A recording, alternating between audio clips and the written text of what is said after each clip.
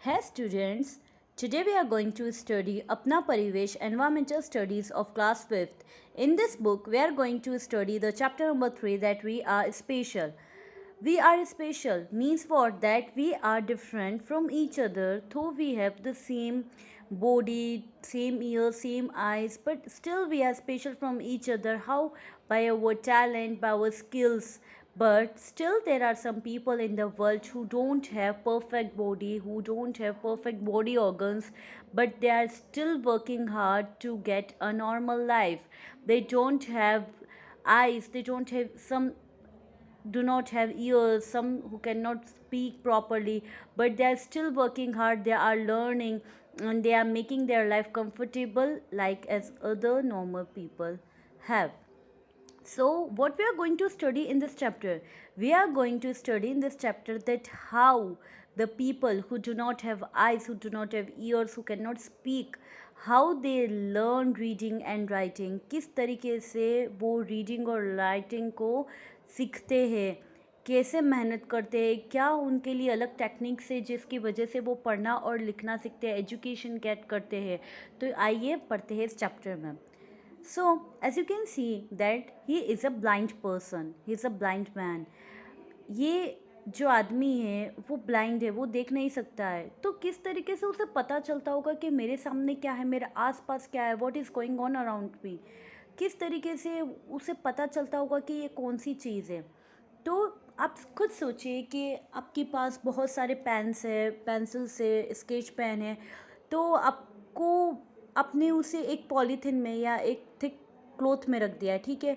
तो आप अपने फ्रेंड से पूछिए, उसको कहिए कि please close your eyes and try to find out what you have hold. बताओ कि तुमने अपने हाथ में क्या पकड़ा है. तो आपका फ्रेंड कैसे पहचानेगा.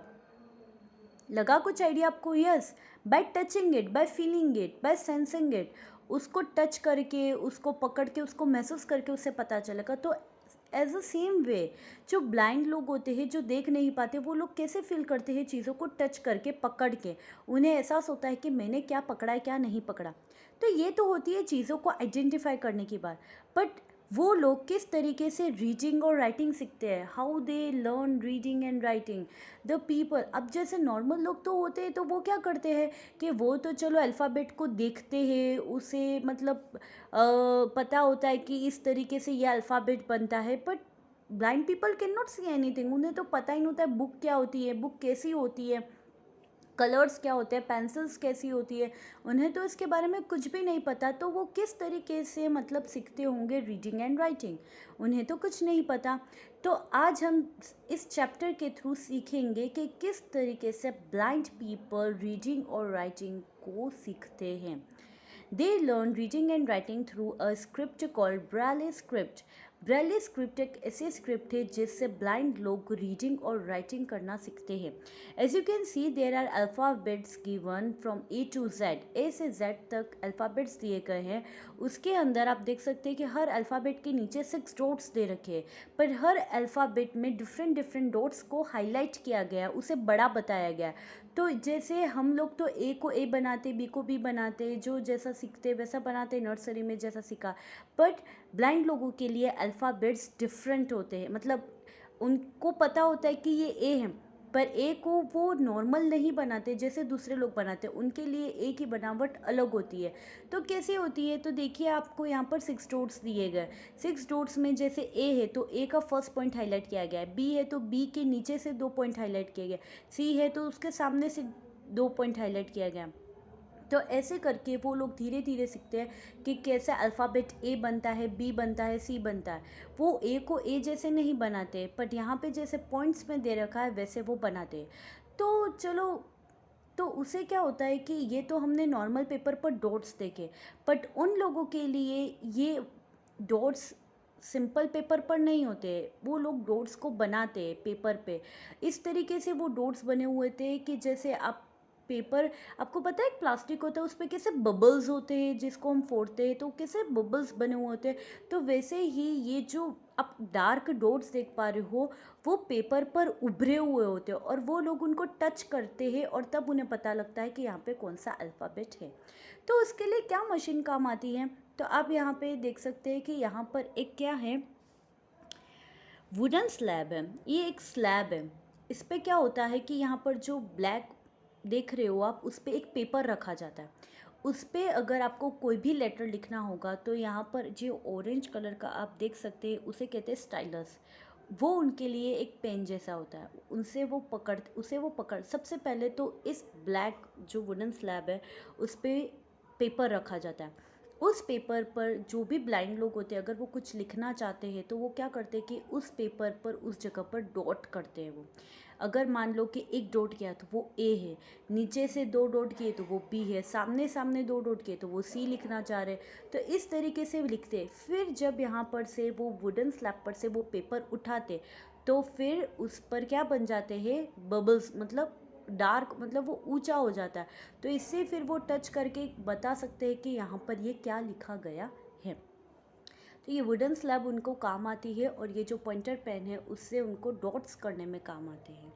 आया आपको समझ में? अगर आप अपनी बुक खोलेंगे पेज नंबर 15 पर दे रखा है ये, उस पे देखिए वो वैसे ही ब्लैक कलर का जैसे आपको पिक्चर में दिया गया है, उसके अंदर जैसे पेपर दे रखा है।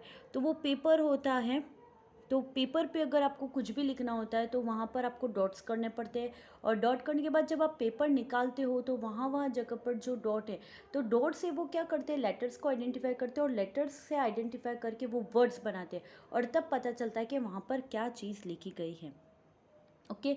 उनके लिए नॉर्मल पेपर नहीं आते, क्यों? क्योंकि आपको पता है कि नॉर्मल जो आपका नोटबुक का पेपर है या बुक का पेपर है, अगर उस पर हम पेंसिल को इस तरीके से करते हैं तो उसमें होल हो जाता है, काणा हो जाता है।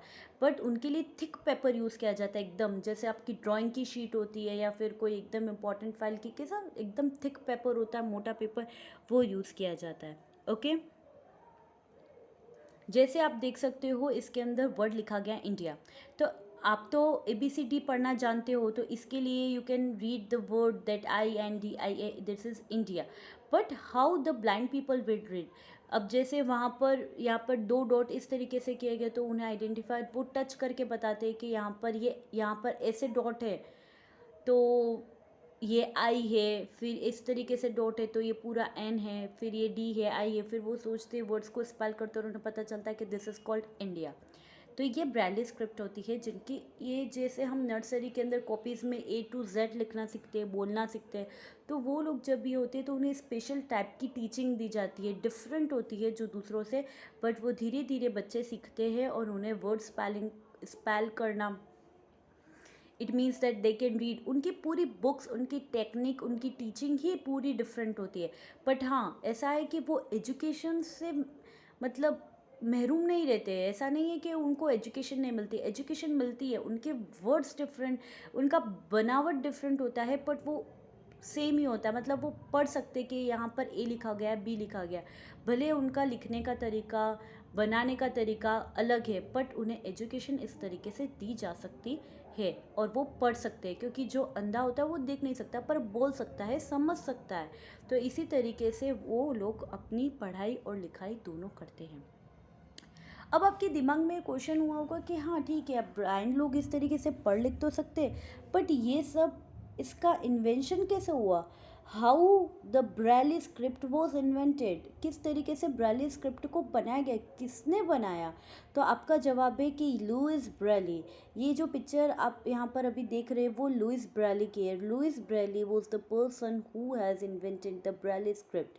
एक्चुअली में हुआ ये था उनके साथ, when he was young, when he was a child, तो अपने पापा की शॉप पर वो खेल रहे थे और खेलते खेलते उनकी आंखों में इंजरी हो गई थी, उनकी आंखों में चोट आ गई थी और उसका रिजल्ट यह है दैट ही गॉट ब्लाइंड। वो अंधे हो गए थे, वो अब पढ़ नहीं पा रहे थे। लुइस ब्रेली फ्रांस के रहने वाले और and he was a very brilliant student, he was very intelligent, बहुत ही अच्छे स्टूडेंट थे। बट अगर अब उनकी आंखों में इंजरी होने के बाद वो देख नहीं पा रहे थे, बट उन्होंने स्कूल जाना नहीं छोड़ा। ही एवरीडे वेंट टू स्कूल और उनकी टीचर्स भी उन्हें पूरा हेल्प करती, कोऑपरेट करती पढ़ाने के लिए, क्योंकि बहुत ही इंटेलिजेंट थे। बट उनके साथ हुआ प्रॉब्लम ये आ रही थी कि वो चीज़ों को मतलब एजुकेशन तो ले रहे थे, but it was taking a lot of time, बहुत ही टाइम लग रहा था उन्हें ये सब कुछ पढ़ने में। धीरे धीरे करके, क्योंकि अब वो देख नहीं पा रहे थे तो उनको कुछ आइडिया नहीं लग रहा था कौन सी चीज़ क्या होगा कैसे होगा। तो एक दिन क्या हुआ था कि आर्मी के अंदर से एक कमांडर आए थे उनकी स्कूल में, और उन्होंने एक पैटर्न बताया था कि आप इस पैटर्न से ब्लाइंड स्टूडेंट्स को पढ़ाओगे तो उनके लिए इफ़ेक्टिव होगा।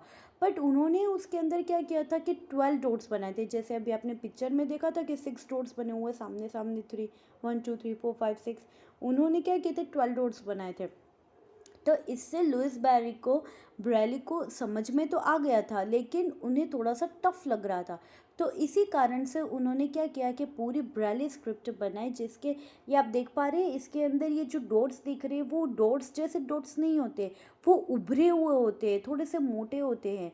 तो उन्हें टच करके बच्चे पढ़ सकते हैं, जैसे जो ब्लाइंड स्टूडेंट्स होते हैं वो उन्हें टच करके पढ़ सकते हैं। वो डॉट्स जैसे डॉट्स नहीं होते, वो थोड़े से उभरे हुए होते हैं। तो ब्रेली स्क्रिप्ट के अंदर लुइस ब्रेली ने क्या किया था कि 12 डॉट्स की जगह पर उन्होंने 6 डॉट्स बनाए थे, और हर डॉट्स को इस तरीके से किया था कि जो एक अल्फ़ाबेट से दूसरे अल्फ़ाबेट के लिए अलग हो, ताकि वो पहचान सके कि ये ए लिखा गया, ये बी लिखा गया है, सी लिखा गया। तो इस तरीके से लुइस ब्रेली ने पूरी अपनी एक ब्रेली स्क्रिप्ट बनाई। मतलब उन्होंने सिर्फ स्क्रिप्ट बना ली, बट उन्होंने इसका कुछ नाम नहीं दिया था, बट उन्होंने ब्लाइंड स्टूडेंट्स के लिए इतना कंट्रीब्यूट किया था, तो इसकी याद में इस स्क्रिप्ट का नाम क्या रखा गया था, ब्रेली स्क्रिप्ट। ये तो हमने पढ़ा ब्लाइंड स्टूडेंट्स के लिए। Now we are studying the teaching method for the people who can not listen and can not speak. हम अब ऐसे लोगों के बारे में पढ़ेंगे कि किस तरीके से वो कम्युनिकेट करते हैं, कैसे लोग जो सुन नहीं सकते और बोल नहीं सकते, उनके लिए अलग लैंग्वेज होती है। ये तो हमने ब्रेली स्क्रिप्ट ब्लाइंड पीपल के लिए पढ़ा। अब हम पढ़ेंगे ऐसे लोगों के लिए जो सुन नहीं सकते और बोल नहीं सकते। स्टूडेंट्स, जो लोग सुन नहीं सकते उसको हम कहते हैं डेफ, DEAF, डेफ, वो लोग सुन नहीं सकते। और जो लोग बोल नहीं सकते उसको हम कहते हैं डम, जो बोल नहीं सकते, हु कैन नॉट स्पीक। अब जो लोग बोल नहीं सकते और सुन नहीं सकते, उन लोगों के लिए होती है सिंबॉलिक लैंग्वेज। सिंबॉलिक लैंग्वेज एक ऐसी लैंग्वेज है जिसके अंदर सिंबल्स यूज़ किए जाते हैं।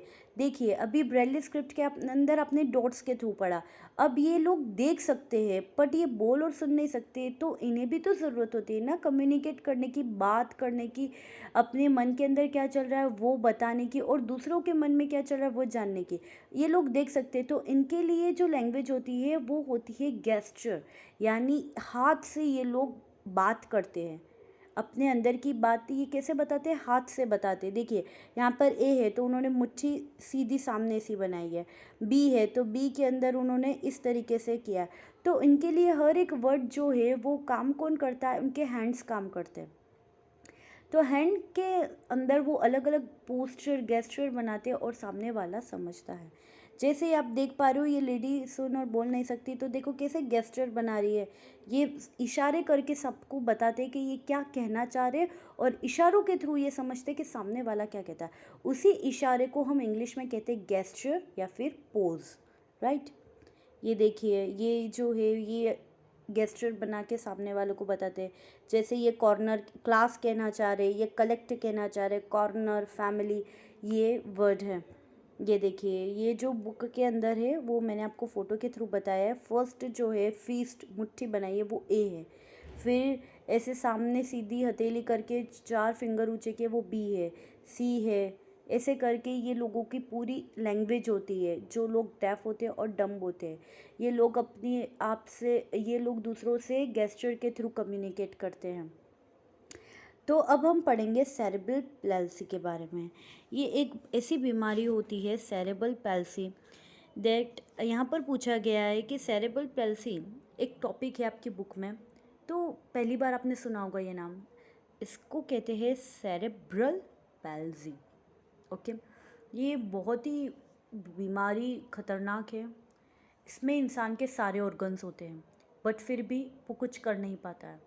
क्यों, क्या है ऐसा, क्या है, तो वो अब हम पढ़ेंगे। It is a type of disease, ये एक बीमारी है। In this disease all the organs of the body like hands and legs are all right but do not work properly. इस बीमारी के अंदर ऐसा कुछ नहीं कि कोई ऑर्गन हमारा मिसिंग है, हमारे पास सारे ऑर्गन्स हैं, hands, legs, eyes, nose, ears, mouth, everything is present in our body. But due to this disease, इस डिजीज की वजह से the patient's brain has no control on the organs of the body, due to which the person can not perform a particular activity. इस disease के अंदर होता ये है कि जो पेशेंट होता है उसका जो दिमाग होता है, उस दिमाग का उनके ऑर्गन्स पे कोई कंट्रोल नहीं होता है। जैसे अगर आप अपना हाथ उठाते हो, अपने पैर चलाते हो, तो कैसे चलाते हो? आपका दिमाग आपके पैरों को बोलता है कि चलो पैर उठाओ, हाथ उठाओ। आपका दिमाग जो है वो आपकी पूरी बॉडी को, आपके पूरी एक एक ऑर्गन को कंट्रोल करता है। अगर दिमाग कहता है ये करना है तो ही वो होता है, अगर दिमाग नहीं कहता है तो कुछ नहीं होता है। तो ये लोग जो होते हैं, इनका दिमाग और इनके जो बॉडी ऑर्गन्स है उनके बीच में कोई मतलब कनेक्शन नहीं होता है, दिमाग का कोई कंट्रोल ही नहीं होता है उनके ऑर्गन्स पे। तो इसी की वजह से वो लोग डे टू डे जो एक्टिविटी होती है, जो डेली रूटीन के वर्क होते हैं वो नहीं कर पाते। जैसे क्या, is unable to lift a book placed in front of him. ऐसे लोग उनके सामने रखी हुई बुक को भी नहीं उठा पाते। क्यों? क्योंकि उसका दिमाग का कोई कंट्रोल ही नहीं उसके हाथ पे।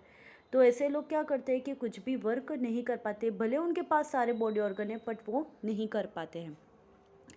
सम specific type of exercise is required in this disease. अगर आपको इस डिजीज़ से अच्छा होना है तो कुछ एक्सरसाइज होती है जो हमें करनी पड़ती है।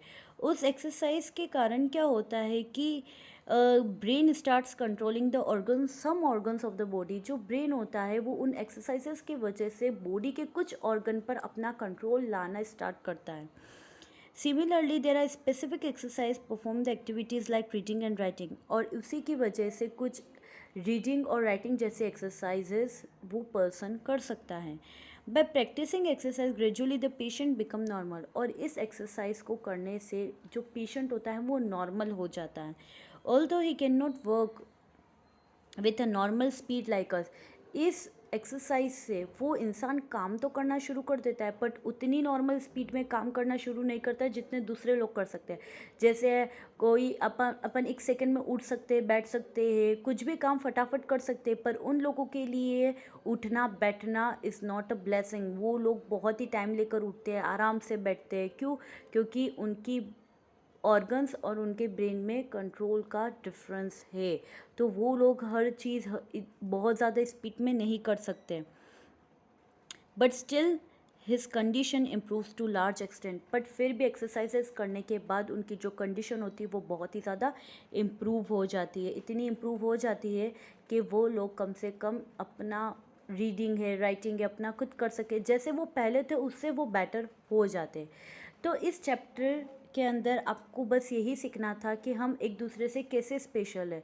हाँ, लोगों के पास कुछ ऑर्गन्स नहीं होते, जैसे आईज है, वो ईयर से सुन नहीं पाते हैं, they cannot speak but still they can read and write by different teaching techniques.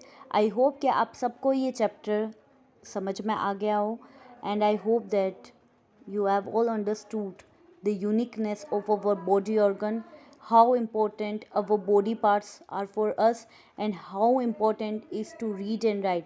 पढ़ाई लिखाई करना कितना इम्पोर्टेंट है और हमारे एक एक बॉडी ऑर्गन हमारी बॉडी के लिए बहुत ही इम्पोर्टेंट है। So please students, I want to tell you that take care of your body and take care of your studies, get education as much as you can. आपको उतनी शिक्षा लेनी जितना आप ज़्यादा से ज़्यादा ले सकते हो। Thank you.